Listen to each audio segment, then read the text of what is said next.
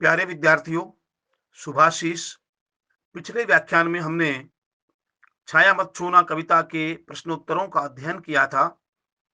मैं आशा करता हूं कि जो कविताएं आपको पढ़ाई गई हैं अथवा जो प्रश्नोत्तर आपको करवाए गए हैं, उनका पुनर्पठन करके आपने उनको आत्मसात कर लिया होगा। आइए काव्य भाग से अलग हट करके हम गद्य भाग की ओर चलते हैं। गद्य भाग का 10वां अध्याय नेताजी का चश्मा आपको पढ़ाया जा चुका है कक्षाओं में। आइए अध्याय 11, इसके लेखक हैं रामवृक्ष बेनीपुरी और शीर्षक है बाल गोविंद भगत, उसका अध्ययन करते हैं। सबसे पहले लेखक परिचय। रामवृक्ष बेनीपुरी जी का जन्म बिहार के मुजफ्फरपुर जिले के बेनीपुर गांव में सन 1899 में हुआ। माता पिता का निधन बचपन में ही हो जाने के कारण जीवन के आरंभिक वर्ष अभावों, कठिनाइयों और संघर्षों में बीते। 10वीं तक की शिक्षा प्राप्त करने के बाद वे सन 1920 में राष्ट्रीय स्वाधीनता आंदोलन में सक्रिय रूप से जुड़ गए। कई बार जेल भी गए। उनका देहावसान 1968 में हुआ। यह उनका प्रारंभिक परिचय है। बिहार प्रांत के मुजफ्फरपुर जिले के बेनीपुर गांव में उनका जन्म हुआ और अपने गांव के नाम के आधार पर ही उनका नाम बेनीपुरी पड़ा। जैसा अनेक साहित्यकारों के साथ होता आया है, चाहे वे प्रेमचंद जी, चाहे वे निराला जी, चाहे वे जयशंकर प्रसाद और चाहे वे रामवृक्ष बेनीपुरी, बचपन में ही माता पिता या प्रियजनों के बिछुड़ने के कारण अनेक संघर्षों का, कठिनाइयों का, दुखद घटनाओं का सामना करना पड़ा है। यही बेनीपुरी जी के साथ भी हुआ। बचपन में ही उनके माता पिता का देहांत हो गया था। वे 10वीं तक की शिक्षा ही प्राप्त कर पाए थे, किंतु फिर भी उन्होंने हिम्मत नहीं हारी और 1920 में राष्ट्रीय स्वाधीनता आंदोलन में वो सक्रिय रूप से जुड़ गए। इसी कारण कई बार जेल भी गए। उनका देहावसान आजादी के पश्चात 1968 में हुआ। 15 वर्ष की अवस्था में बेनीपुरी जी की रचनाएं पत्र पत्रिकाओं में छपने लगी। वे बेहद प्रतिभाशाली पत्रकार थे। उन्होंने अनेक दैनिक, साप्ताहिक एवं मासिक पत्र पत्रिकाओं का संपादन किया, जिनमें तरुण भारत, किसान मित्र, बालक, युवक, योगी, जनता, जनवाणी और नई धारा उल्लेखनीय है। तो 15 वर्ष की अवस्था में ही वे एक सफल रचनाकार बन गए थे और देश की विभिन्न प्रतिष्ठित पत्र पत्रिकाओं में उनकी रचनाएं छपने लगी थी। वे एक प्रतिभाशाली पत्रकार भी थे। उन्होंने अनेक साप्ताहिक और दैनिक पत्र पत्रिकाओं का संपादन किया। तरुण भारत, किसान मित्र, बालक, युवक, योगी, जनता, जनवाणी और नई धारा, जो आपको नाम बताए गए हैं। इसके साथ साथ गद्य की विभिन्न विधाओं में उनके लेखन को व्यापक प्रतिष्ठा मिली। उनका पूरा साहित्य बेनीपुरी रचनावली के 8 खंडों में प्रकाशित है। वे किसी एक विधा पर ही नहीं लिखते थे। साहित्य में अनेक प्रकार की विधाएं होती हैं।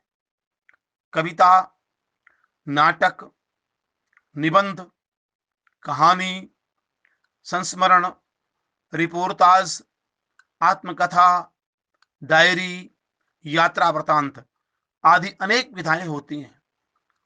बेनीपुरी जी ने अपनी कलम से अनेक विधाओं में सृजन किया, अतः उनको एक व्यापक रचनाकार के रूप में मान्यता मिली और इसी कारण विशिष्ट शैलीकार होने के कारण कलम का जादूगर भी उनको कहा जाता है। उनकी संपूर्ण रचनाएं बेनीपुरी रचनावली के नाम से 8 खंडों में प्रकाशित हैं। पतितों के देश में उपन्यास, चिता के फूल कहानी, अम्बपाली नाटक, माटी की मूर्तें रेखाचित्र, पैरों में पंख बांधकर यात्रा वृतांत, जंजीरें और दीवारें संस्मरण आदि उनकी रचनाओं में स्वाधीनता की चेतना, मनुष्यता की चिंता और इतिहास की युगानुरूप व्याख्या है। विशिष्ट शैलीकार होने के कारण उन्हें कलम का जादूगर भी कहा जाता है। किसी भी लेखक का, किसी भी रचनाकार का लिखने का एक निश्चित उद्देश्य होता है। बेनीपुरी जी ने अपनी रचनाओं में सबसे पहले स्वाधीनता आंदोलन की चेतना को महत्व दिया, क्योंकि साहित्य समाज का दर्पण होता है।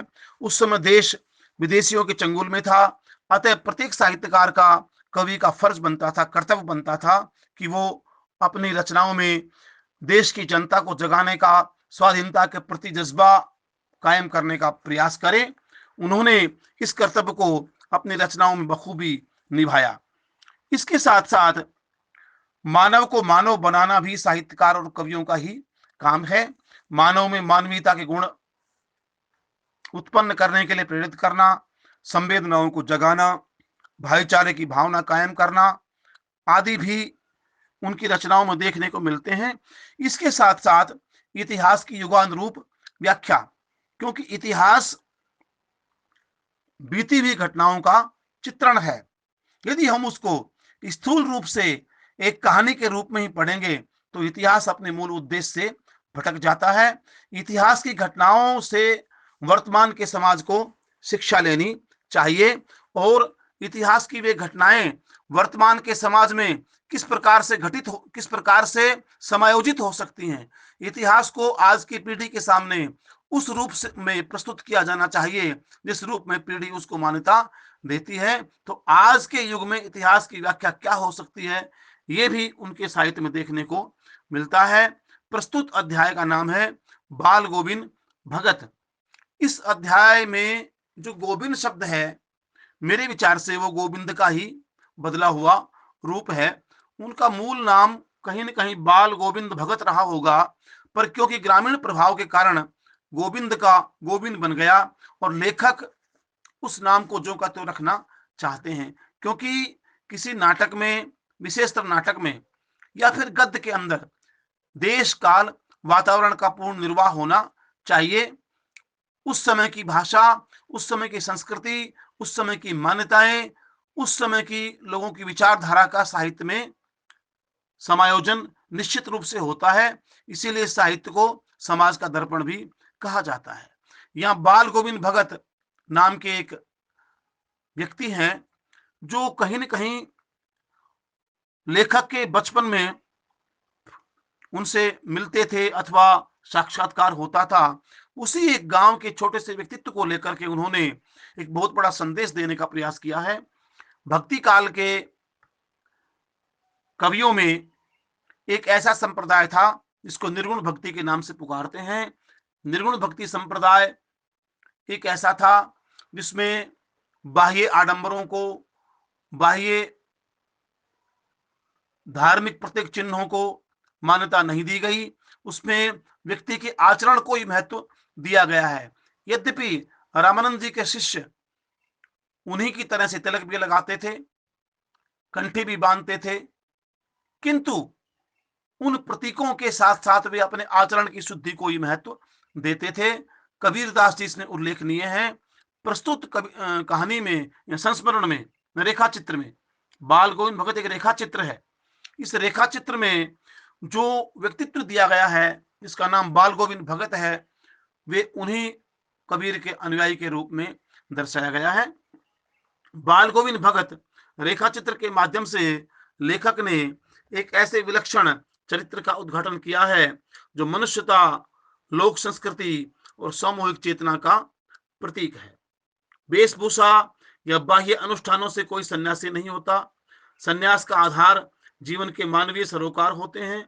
बाल गोविंद भगत इसी आधार पर लेखक को सन्यासी लगते हैं। यह पाठ सामाजिक रूढ़ियों पर भी प्रहार करता है। इस रेखा चित्र में एक विशेषता यह है कि बाल गोविंद भगत के माध्यम से ग्रामीण जीवन की सजीव झांकी देखने को मिलती है। बाल गोविंद भगत एक ऐसे चरित्र के रूप में उद्घाटित किया गया है जो मन से सन्यासी है, प्रतीकों से सन्यासी नहीं है।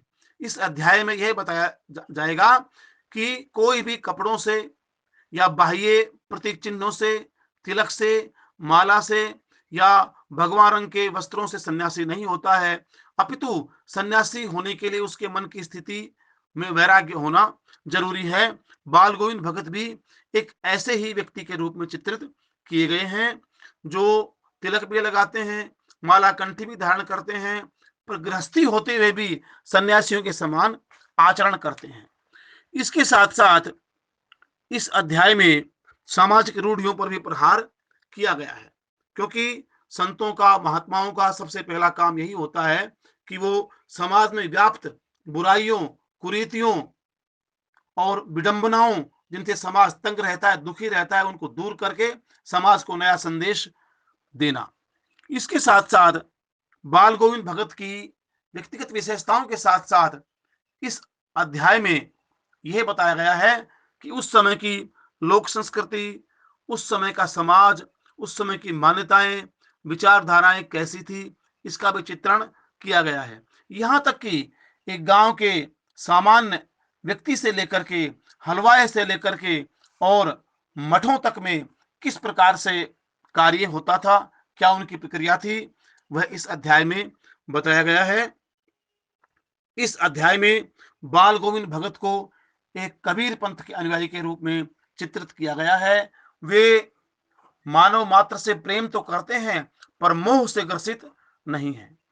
इसी अध्याय में घटना आएगी कि बाल गोविंद भगत अपने बेटे से बहुत प्रेम करते थे, क्योंकि वह कमजोर था। अतः उनकी दृष्टि में ऐसे व्यक्ति प्रेम के अधिक हकदार होते हैं। किंतु पुत्र के मरने पर उन्होंने शोक नहीं मनाया। उन्होंने कबीर के पद गा करके, भजन गा करके, यहाँ तक कि पुत्र के शव पर कफन डालने के साथ साथ कुछ फूल बिखेर दिए और धूप बत्ती या दिया हम कह सकते हैं वो जला दिया और कबीर के पद प्रसन्न होकर के गाए, यह मान करके कि आत्मा परमात्मा का शाश्वत रूप है और आत्मा परमात्मा से मिलने के लिए गई है।